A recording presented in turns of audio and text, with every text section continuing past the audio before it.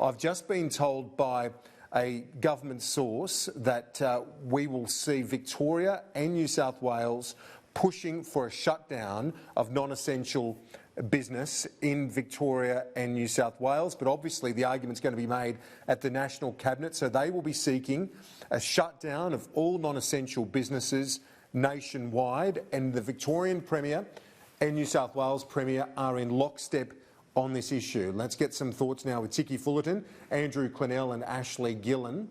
Let's go to you, Andrew, first of all. This National Cabinet to meet tonight, as I said there, the Victorian and New South Wales Premiers in lockstep in their push now for a shutdown of all non-essential business. Victoria, as I am aware of their school approach, they're going to seek a shutdown as of Tuesday when it comes to schools. If there's not a national agreement, Victoria will go it alone when it comes to schools, Andrew.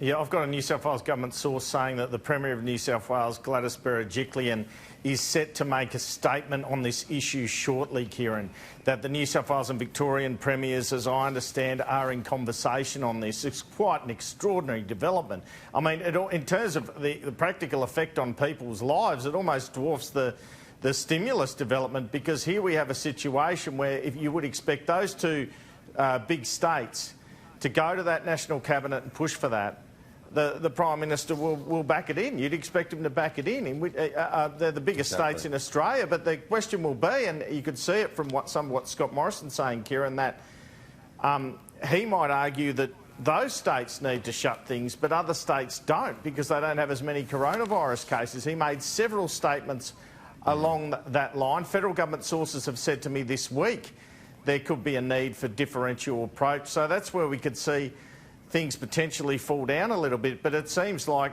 from what you're hearing, and I'm hearing a bit of it, not as much as you, but the states perhaps have had enough. They believe that there needs to be measures. There needs to be measures now. It's a surprise to me because the New South Wales government source told me yesterday they didn't think we're in lockdown territory yet. Now, I want to make this very clear. Yeah. What's being spoken about here, as I understand it, is shutdown, not lockdown. I'll keep saying this is very important for people not to get too concerned about this. Shutdown just means non-essential services. It means your grocery stores, your chemists will be open. But it probably means that, you know, a lot of other businesses actually shut. It's just extraordinary. I mean, you said it felt surreal this morning. It still feels surreal. Unclear whether schools are involved in this, except in Victoria. I think you're saying in Victoria. I don't know if New South Wales is on board with that either. Yeah, Victoria definitely pushing ahead with that, is my understanding, Tikki, for the schools. And if there's not a national agreement at the National Cabinet tonight, they're going to give their schools a day.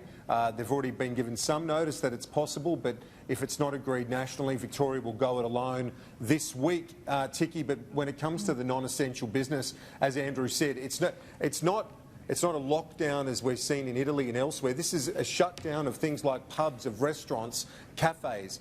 And basically the view is, from those I've spoken to at the state level, that tipping point was the Bondi Beach image. If people aren't getting the understanding of how serious this is, they're going to have to move. And the Prime Minister sort of touched on that very strongly as well when it comes to his message to Australians.